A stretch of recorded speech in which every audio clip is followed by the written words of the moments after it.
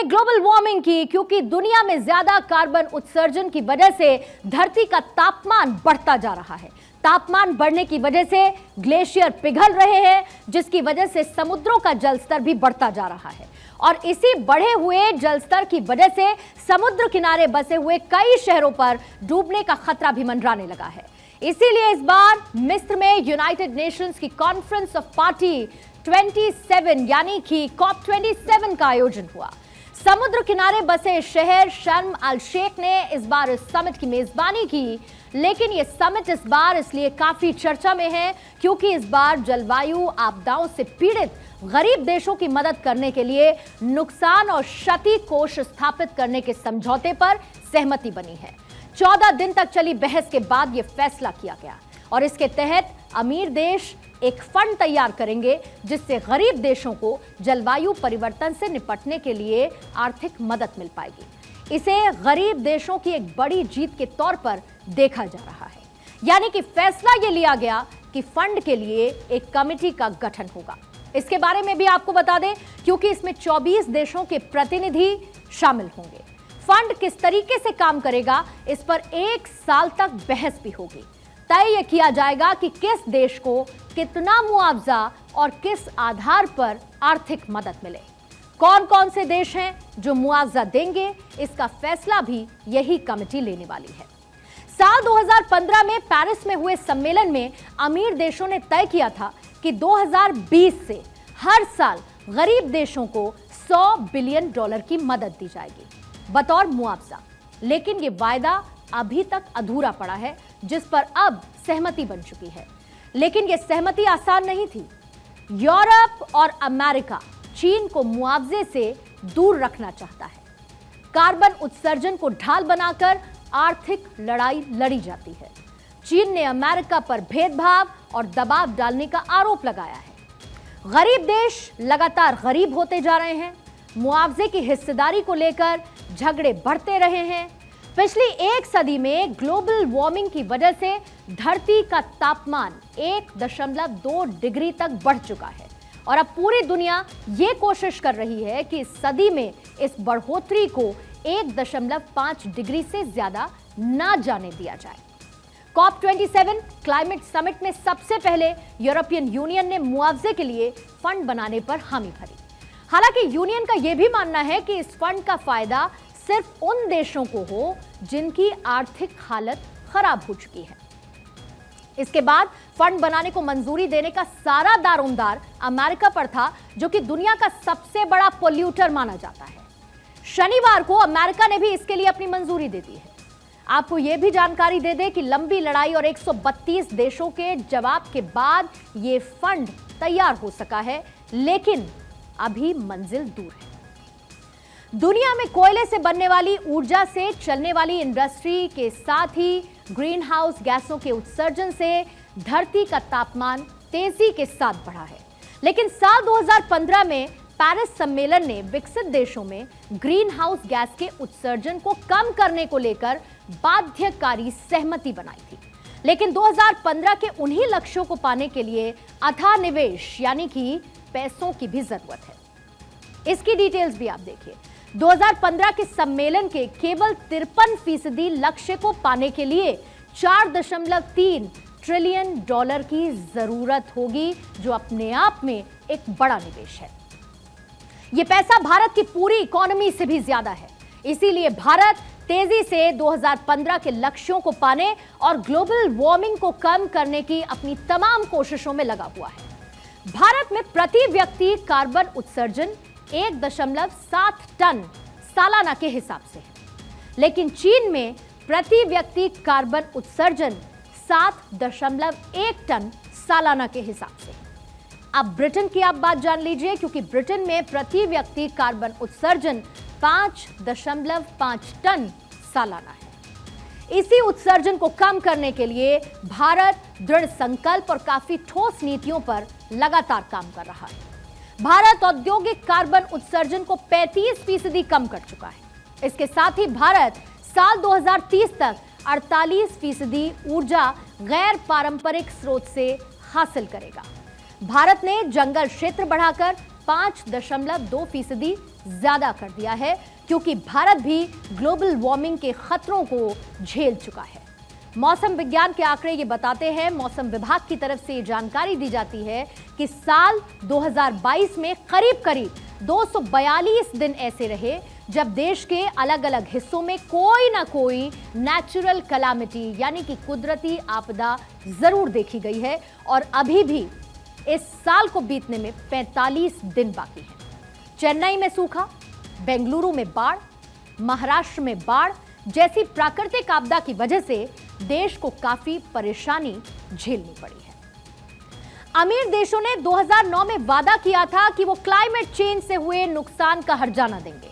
इसके तहत 2020 तक विकसित देशों यानी कि डेवलप्ड नेशंस और जो डेवलपिंग कंट्रीज हैं वो गरीब देशों को हर साल $100 बिलियन की मदद देंगे। ये वादा 12 साल बाद भी लेकिन अधूरा है, जिसकी वजह से दुनिया में दाने दाने के लिए मोहताज होने वाले लोगों की तादाद तेजी के साथ बढ़ती जा रही है। बीते एक साल में 4 करोड़ लोगों को भुखमरी के दलदल में धकेल दिया गया है। यूएन की एक संस्था फूड एंड एग्रीकल्चर ऑर्गेनाइजेशन ने जो आंकड़े जारी किए हैं वो क्या बताते हैं?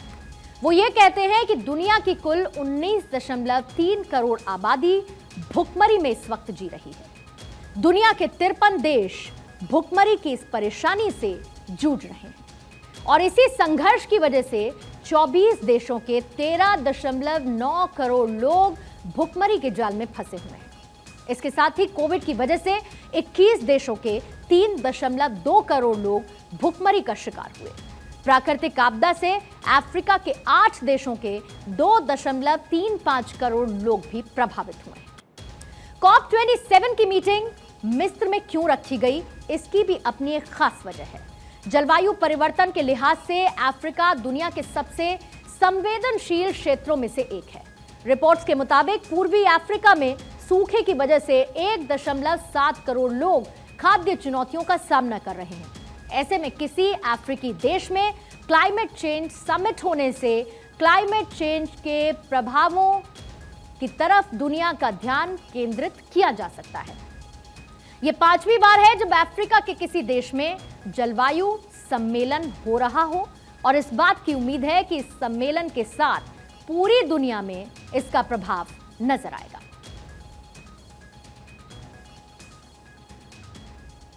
और अब आगे बढ़ते हैं। क्लाइमेट चेंज की तो बात हो गई, लेकिन आपकी सेहत की बात भी करना जरूरी है, क्योंकि आपने एयर पोल्यूशन के बारे में जरूर सुना होगा, साउंड पोल्यूशन भी आपने सुना होगा, इसके साथ ही वाटर पोल्यूशन जैसा टर्म भी आपके कान में पड़ा होगा, सॉइल पोल्यूशन भी आपने सुना होगा। लेकिन आपकी जिंदगी को खतरे में डाल रहा है एक और पोल्यूशन, जिसका नाम है light pollution. Light pollution artificial lights की चकाचौंध से होने वाला प्रदूषण है जो आपकी सेहत पर बहुत गंभीर असर डालता है। अब आप जानना चाहेंगे कि आखिर कैसे, तो ये भी आप जानिए। हर तरह की आर्टिफिशियल लाइट, मोबाइल, लैपटॉप जैसे गैजेट्स, शोरूम के बाहर लगी हुई एलईडी लाइट्स, कार की हेडलाइट या फिर होर्डिंग को अट्रैक्ट करने वाली जो तेज रोशनी होती है, वो भी आप पर प्रभाव डालती है। आपको ये डायबिटीज का शिकार बना सकती है। चीन में 1 लाख लोगों पर एक रिसर्च हुई जिसमें यह पता चला कि स्ट्रीट लाइट और स्मार्टफोन जैसी आर्टिफिशियल लाइट्स डायबिटीज की आशंका, उसके खतरे को 25% तक बढ़ा देती हैं। दरअसल रात में भी दिन का एहसास कराने वाली ये रोशनी इंसानों के बॉडी क्लॉक को बदलने लगती है, जिससे शरीर के ब्लड शुगर लेवल को नियंत्रित करने की क्षमता कम हो जाती है। दुनिया की 80% आबादी रात के अंधेरे में लाइट पोल्यूशन की जद में है। दरअसल जो लोग हर वक्त आर्टिफिशियल लाइट्स के संपर्क में रहते हैं, उनके शरीर का ग्लूकोज लेवल बिना कुछ खाए ही बढ़ने लगता है। इससे हमारे शरीर में बीटा सेल्स की सक्रियता कम हो जाती है। इस सेल की सक्रियता की वजह से ही पैनक्रियाज से इंसुलिन हार्मोन रिलीज होता है। यह डायबिटीज होने की एक और बड़ी वजह बन चुका है। यानी कि जरूरत से ज्यादा रोशनी ही लाइट पोल्यूशन की श्रेणी में आती है। सिर्फ चीन में ही 90 लाख लोग लाइट पोल्यूशन की वजह से डायबिटीज का शिकार हो चुके हैं। ये लोग चीन के 162 शहरों में रहते हैं। चीन की non communicable disease surveillance study में इस बात की तस्दीक हुई है। इसमें इनकी पूरी लाइफस्टाइल का ब्यौरा भी दर्ज है, यहां तक कि इनकी आय, इनकी शिक्षा और इनकी फैमिली हिस्ट्री भी। शोध के दौरान जो लोग अंधेरे में लगातार लंबे समय तक आर्टिफिशियल रोशनी में रहे हैं, उनमें 28% लोगों को खाना डाइजेस्ट करने में दिक्कत होने लगी है, क्योंकि रोशनी की वजह से, इस आर्टिफिशियल लाइट की वजह से शरीर में मेलाटोनिन हार्मोन बनना कम हुआ है। यह हार्मोन हमारा मेटाबॉलिक सिस्टम ठीक रखता है। इसके साथ ही अमेरिका और यूरोप के 99% लोग लाइट प्रदूषण वाले आसमान के नीचे रहते हैं, यानी कि धरती का 24 घंटे का दिन रात का जो क्लॉक होता है, यह सूरज की रोशनी और अंधेरे से तय होता है। यह इस ग्रह पर रहने वाले हर जीव पर लागू होता है, लेकिन इंसानों ने इसमें छेड़छाड़ कर दी है। लाइट पोल्यूशन की वजह से कीड़े मकोड़े, परिंदों और कई जानवरों का जीवन चक्र भी, यानी कि उनकी बॉडी क्लॉक भी प्रभावित हुई है। इसमें समय से पहले इनकी मौत हो रही है। इससे दुनिया भर में जैव विविधता का भी बहुत ज्यादा नुकसान हो रहा है।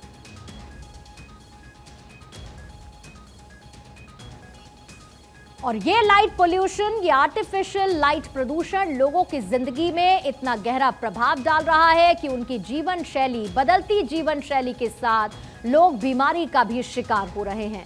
जिसका हम जिक्र कर रहे हैं वो है डायबिटीज। ये तथ्यों पर आधारित है, उस रिसर्च पर आधारित है जो चीन में सामने आई है, जिसमें एक वर्ग पर रिसर्च की गई और ये पता चला कि इस आर्टिफिशियल लाइट प्रदूषण की वजह से लोगों की जिंदगी बुरी तरह से प्रभावित हो रही है।